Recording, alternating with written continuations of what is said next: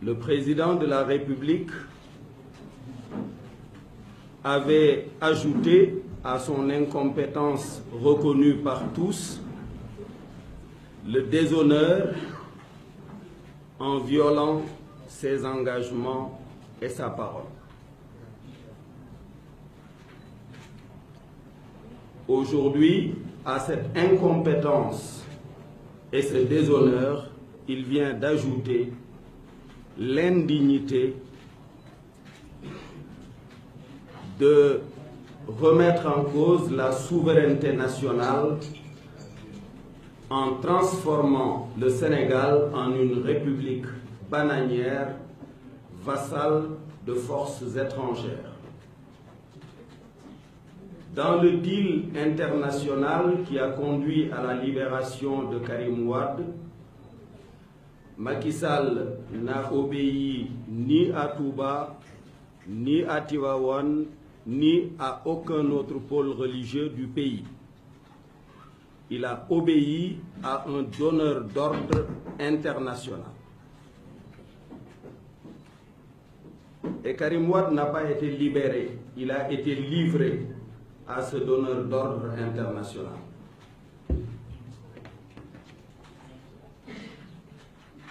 Il a été livré. Car comment comprendre qu'un citoyen sénégalais gracié soit remis à des forces étrangères, nuitamment en catimini, à bord d'un jet privé? Vous pensez que s'il était libre, il ne commencerait pas par aller embrasser ses 3 filles orphelines de mère qui ne l'ont pas vu depuis 4 ans?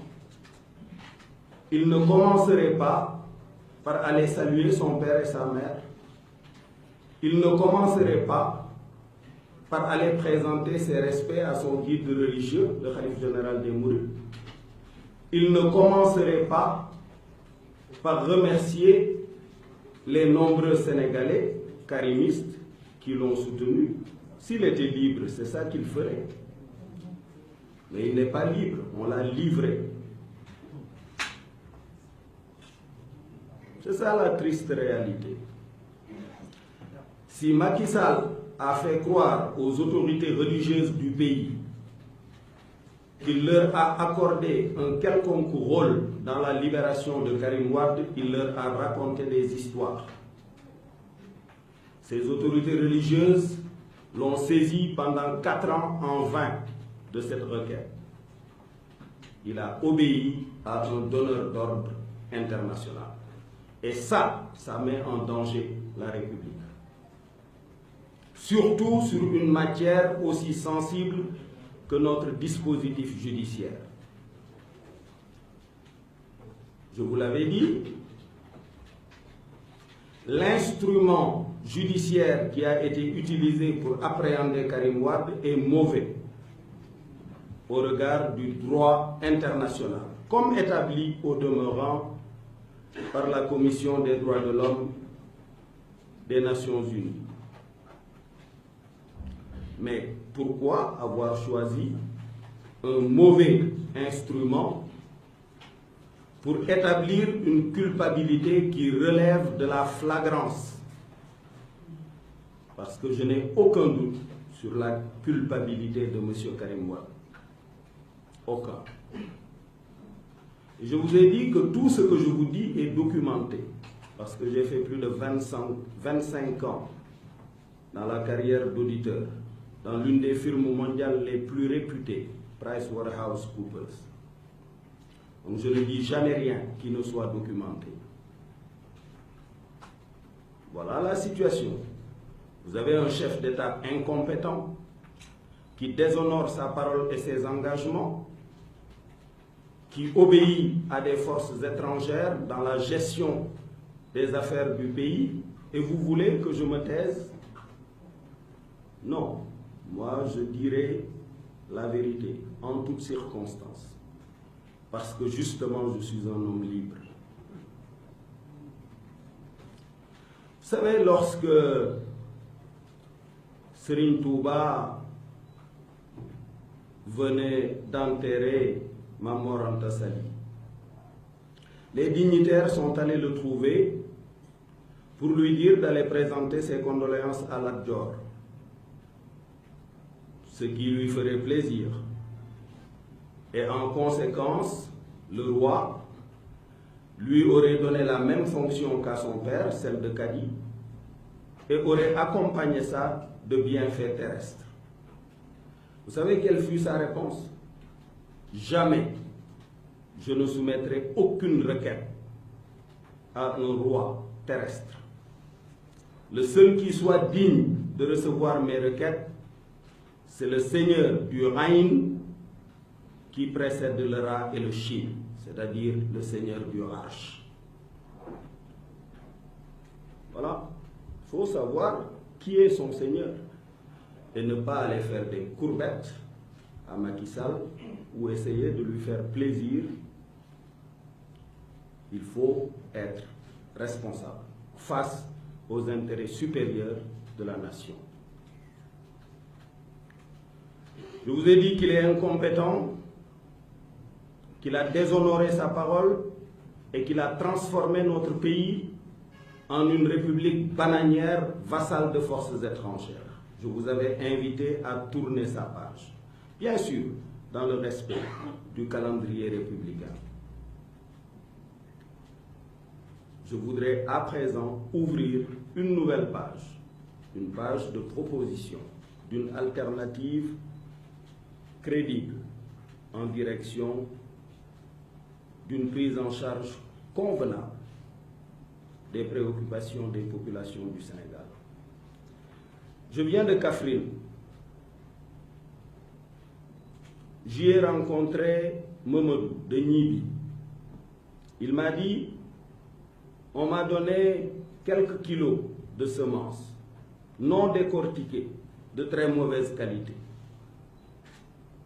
Je n'ai pas d'équipement, je n'ai pas d'engrais. Il m'a dit, et ça m'a ému aux larmes, que son arrière-grand-père était pauvre, que son grand-père était pauvre, que son père était pauvre, que lui-même était pauvre, que son fils était pauvre et qu'il était certain que son petit-fils allait l'être. Sa sœur, Binta, brillante élève, vient me dire: je n'ai pas fait plus de 3 mois de cours cette année. Je voulais aller dans une grande école en France. Il démarre l'année en septembre. Je ne sais pas si je passerai le bac ou pas. Voilà l'état dans lequel Macky Sall a mis le Sénégal. Bien sûr, il s'occupe bien des élites maraboutiques, des élites politiques, des élites médiatiques, des élites syndicales, pour qu'ils se taisent. Mais le peuple souffre, c'est ça la vérité. Le peuple souffre. Et ça, je le sais parce que je l'ai vécu. Je n'avais pas conscience, moi, de la pauvreté de mon père parce qu'il accédait à toutes mes requêtes. Je voulais aller dans une école privée, il m'y envoyait. Je voulais un vélo, il me l'achetait. Je ne savais donc pas qu'il n'avait pas de revenus. Mais je connais des familles sénégalaises qui souffrent. Le moment est venu de s'en occuper et de s'en occuper sérieusement. Pas seulement de faire de l'État un instrument d'embrigadement, un instrument de domination, un instrument de vassalisation des élites politiques. Le Sénégal est un peuple pluriel. Pluriel dans ses ethnies, pluriel dans ses confessions, pluriel dans ses confréries. C'est un pays complexe. Mais au moins de sa vaste culture, il a réussi à mettre de l'harmonie. Abdou Diouf était un administrateur qui n'a pas fait grand-chose.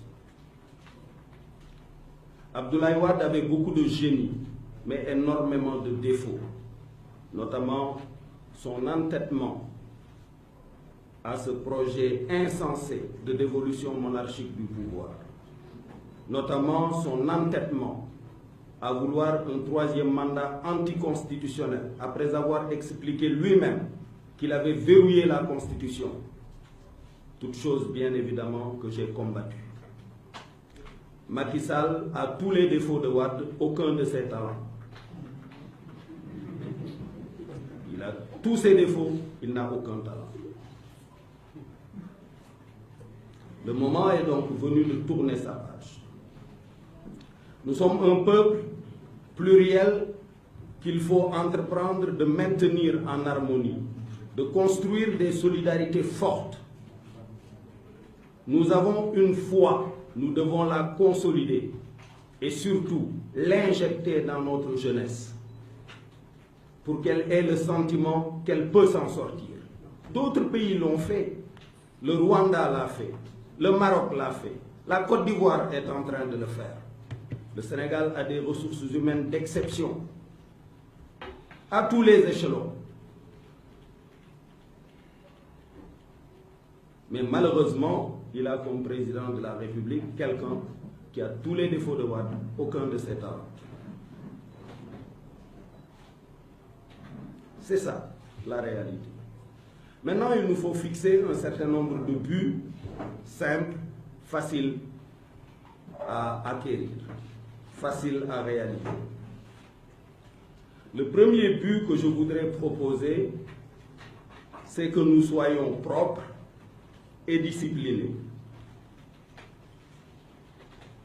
C'est à notre portée que le Sénégal soit propre et discipliné. Qu'on commence par ça. Je l'ai commencé avec mes propres équipes.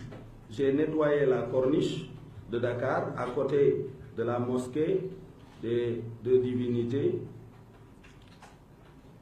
Et les populations sont venues et se sont émues de cette action. Vous savez pourquoi je fais ça? Parce que mes enfants souvent me demandaient: est-ce que papa McDonald ne pourrait pas venir au Sénégal? Et j'avais demandé à mes avocats et experts de se rapprocher de la firme pour qu'on ait des boutiques McDo ou Burger King à Dakar. Mais l'une des questions qui était soulevée, c'était l'hygiène. Dakar n'est pas assez propre. Et s'il y a un incident dans une boutique McDo de Dakar, c'est toute la chaîne mondiale qui est affectée. Donc, ils ne prendront pas le risque.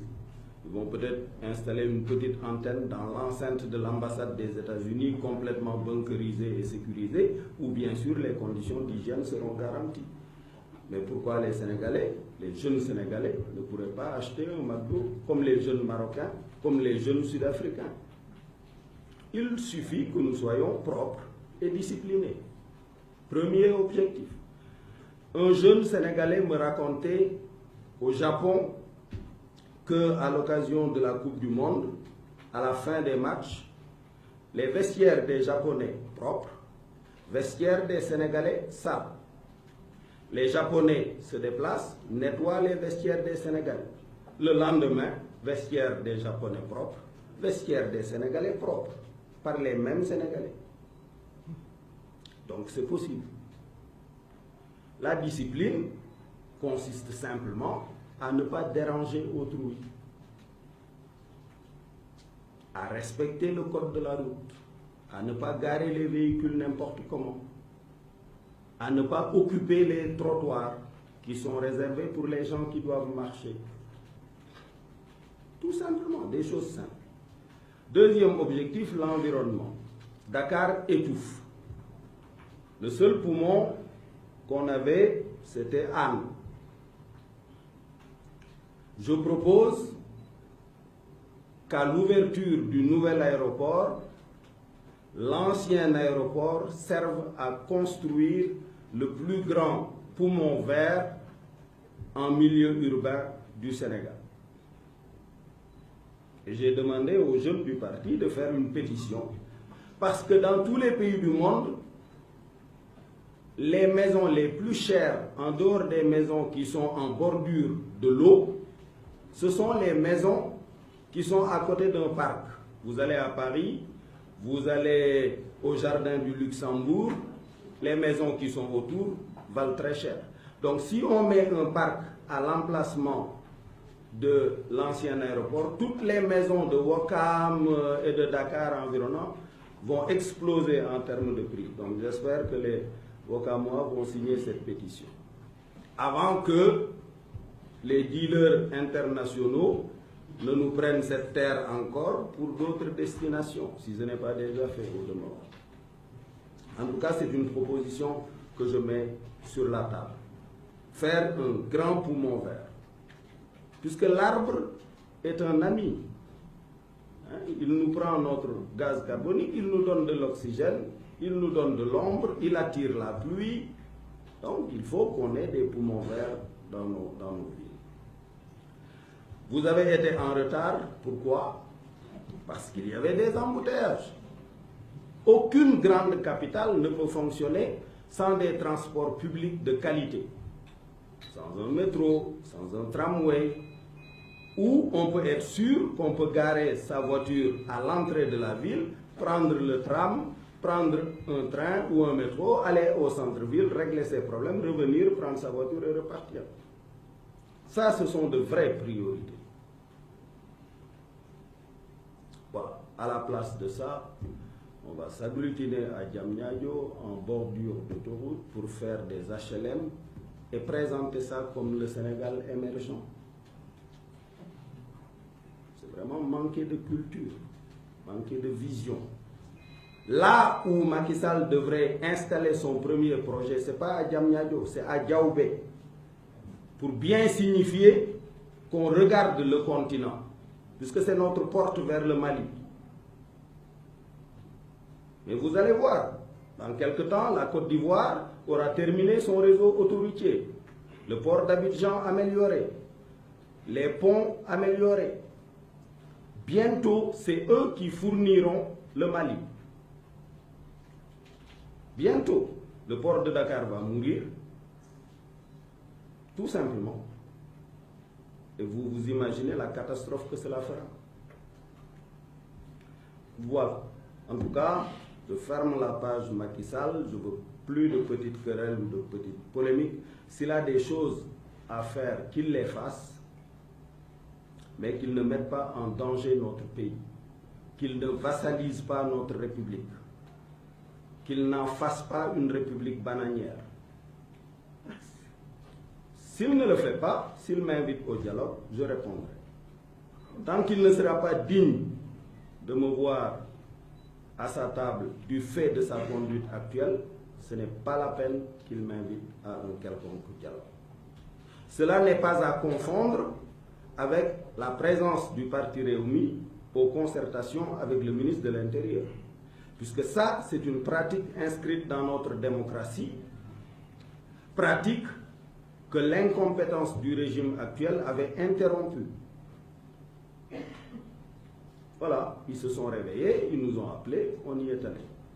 Et le dialogue, Rewmi n'en fait pas partie. Je veux que ce soit d'une extrême clarté.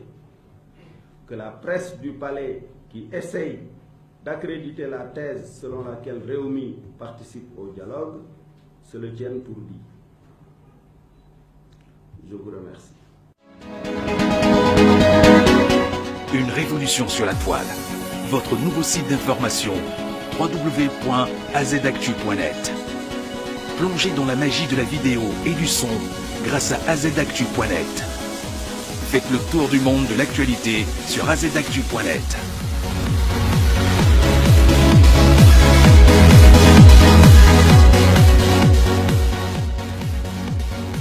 Visitez en temps réel la planète des hommes et des femmes qui font bouger le monde. azactu.net, une équipe de professionnels nourrissant la noble ambition d'œuvrer à la restauration de notre conscience citoyenne.